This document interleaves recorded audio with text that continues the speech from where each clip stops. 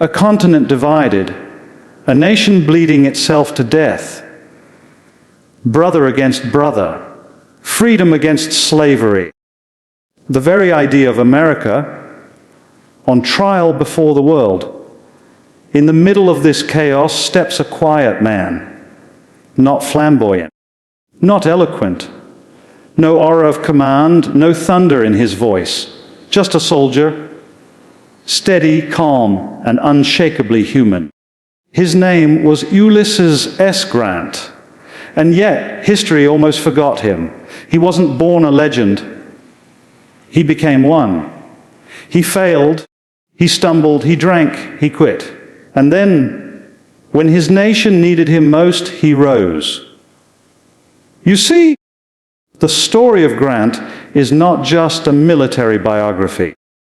It's a chapter in the evolution of human resilience, a story of how one ordinary man's clarity of purpose turned the tide of civilization itself.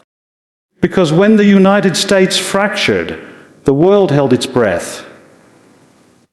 Would democracy survive, or would it collapse into the chaos that had devoured every republic before it? Grant answered that question, not with speeches, not with ideology, but with relentless determination. When others hesitated, he advanced. When others talked of glory, he talked of work. When others dreamed of power, he dreamed of peace through victory. And in that simplicity lay his genius. Grant was not born into greatness. He didn't emerge from privilege or command. He was awkward, shy, a poor student at West Point, more at ease with horses than with people. He wasn't a charismatic hero. He was a quiet one. In a world where generals sought attention and politicians sought fame, Grant seemed invisible. But that invisibility was his strength. It shielded him from vanity. He saw war differently. Where others saw strategy, he saw human cost. Where others dreamed of victory, he saw responsibility. And that sense of weight, of burden, would define him. After West Point, he fought bravely in the Mexican-American War, where he witnessed the machinery of empire in motion. He saw how ambition devoured men, how glory turned to greed. He came home disillusioned, and in peacetime he drifted, failed businesses, financial struggle, even whispers of alcoholism. By 1860, he was working in his father's leather goods store, a forgotten veteran in a fractured country. And then came the fire. April 1861, Fort Sumter, the Union split. History came knocking, and Grant answered, not with arrogance, not with destiny, but with a simple, almost haunting sense of duty. He didn't seek power. Power found him. When Grant returned to the battlefield, the war was chaos, endless stalemates, hesitant generals, and a nation losing faith. The Confederacy fought with conviction. The Union fought with confusion. And Washington, D.C. was a graveyard of failed strategies. Then came Grant, unpolished, direct, brutally efficient. He didn't believe in showmanship. He believed in momentum. Find the enemy and fight him as hard as you can, he said. Simple words, but revolutionary. Grant's strategy was clarity itself. He understood that wars are not won by speeches or hesitation. They are won by endurance, by the ability to keep moving forward long after others have given up. This was his gift, a mind forged in quiet observation, a heart immune to despair. At Fort Donelson, when Confederate forces demanded his terms for surrender, Grant replied with 3 words that became legend. "No terms except unconditional surrender." That phrase exploded across the Union. A man who didn't talk of negotiation. A general who didn't fear finality. A soldier who fought until the fight was done. He earned a new nickname, Unconditional Surrender Grant. But beneath the myth, there was something deeper. Grant didn't love war, he hated it. He called it hell's invention. But he understood that sometimes, to end destruction, you must go through it, not around it. His genius wasn't aggression. It was endurance. He didn't seek to outshine his enemies. He sought to outlast them. By 1863, the Union's fate rested on one question. Could it break the Confederate grip on the Mississippi River? Enter Vicksburg, a fortress city, high bluffs, iron cannons, and Confederate confidence. Every attempt to capture it had failed. Grant studied it differently. He didn't see walls. He saw patterns, movement, supply lines, human fatigue.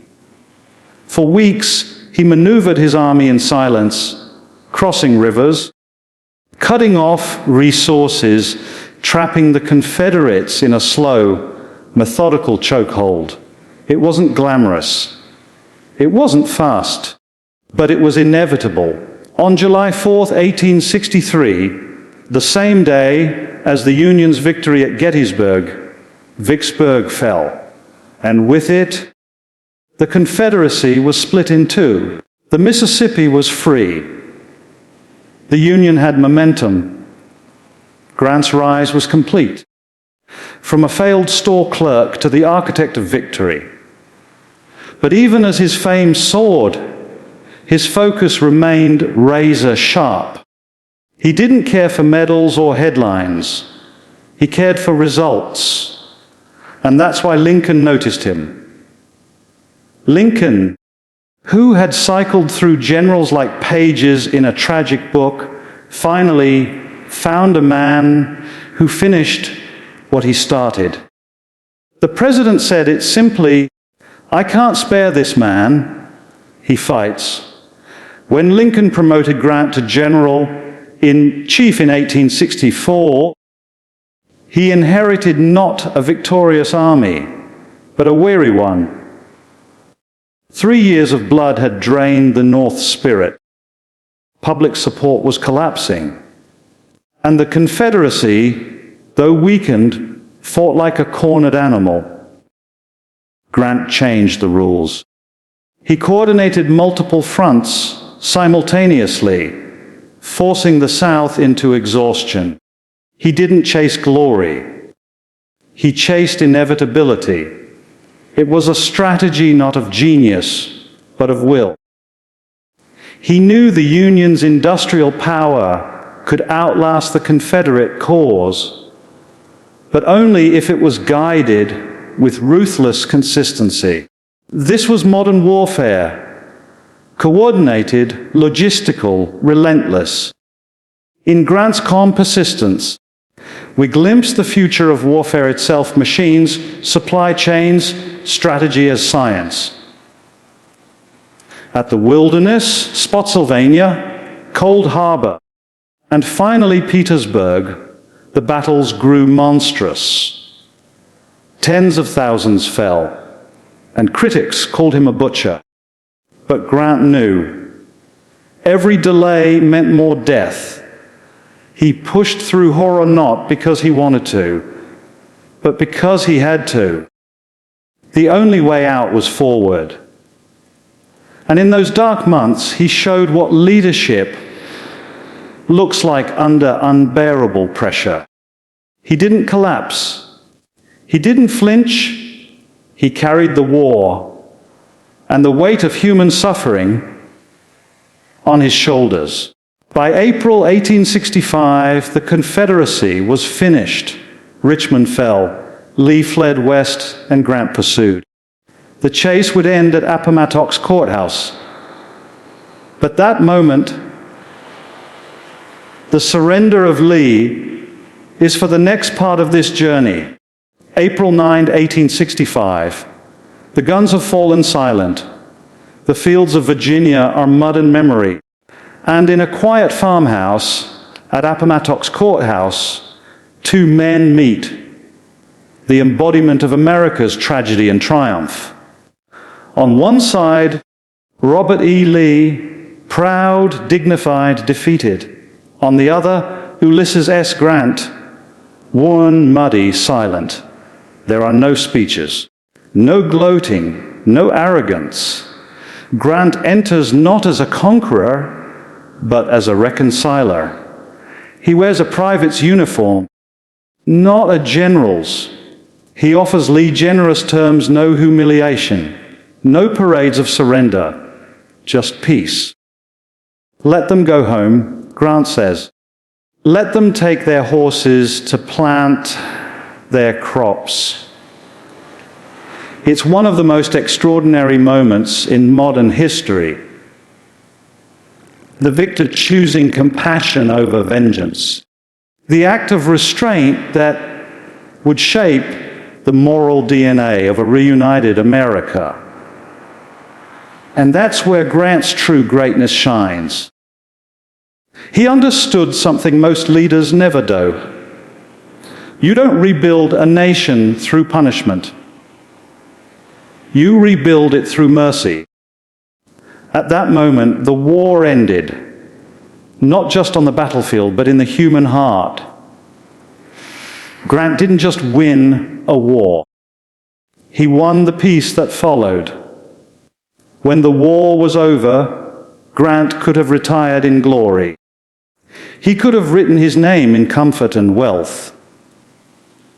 Instead, he was called to something harder, politics.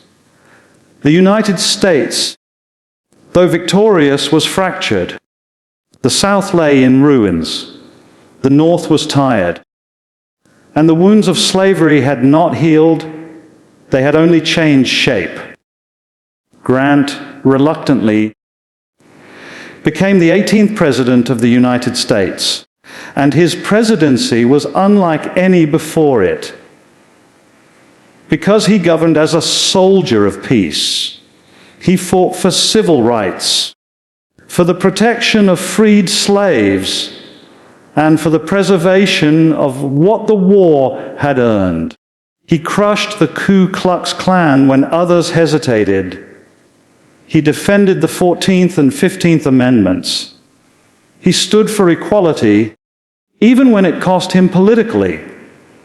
But power is never kind to the pure-hearted. Grant was loyal, sometimes too loyal. Corruption seeped through his administration, not through his hands, but through those he trusted. He paid the price for that faith. The public turned. Historians mocked him. The hero of the Union was recast as a failed president. But history, like the tide, always returns to truth. And time would show Grant's flaws were human, his vision was moral.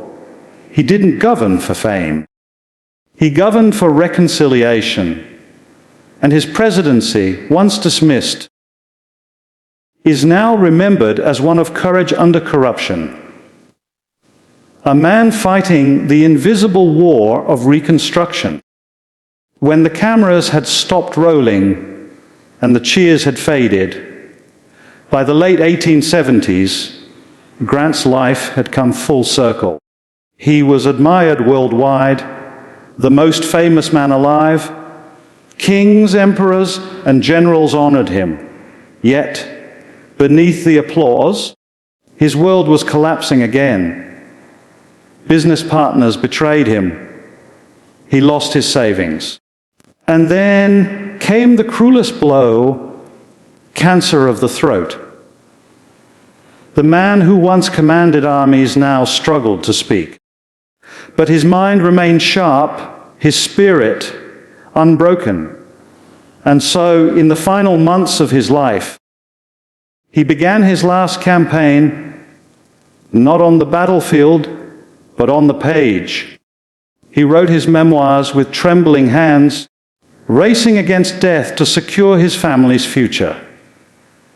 Every line carved with pain.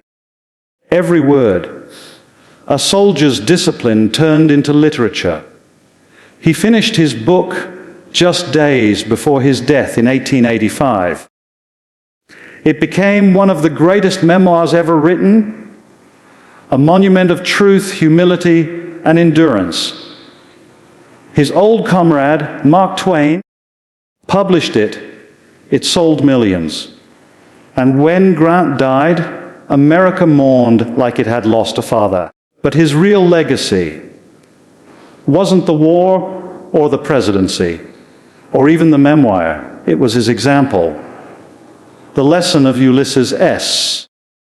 Grant is the lesson of persistence, that greatness is not born in brilliance, but in consistency. He never quit. Not in defeat, not in disgrace, not in death. Grant's life was a meditation on one idea. That power means nothing if it's not restrained by purpose. When we look back at the Civil War, we often think of blood battles and flags. But David Christian would remind us, history is not about the noise. It's about the pattern beneath it. And in that pattern, Grant stands for something universal. He represents humanity's constant struggle between pride and humility, between vengeance and mercy, between chaos and order. Every civilization has faced its own civil war, moral, spiritual, or political. And the question is always the same. Can we rise above the instinct to destroy what we don't understand? Grant did. And in doing so, he preserved not just a nation, but an idea. The idea that freedom must be defended even when it divides us. He was not a philosopher. He was not a poet. He was a man, flawed, quiet, resolute. But through him, we learned that true strength doesn't shout. It endures. And maybe that's why his legacy endures too. Because in a world that rewards noise, Grant reminds us that silence, steady, purposeful silence, can change the course of history. So when the world feels divided again, remember this once: a man of no privilege, no charisma, and no easy path led a broken nation back to wholeness, not with words, but with will. And that's the kind of victory humanity will always need. Because some wars are not won with cannons. They're won with character,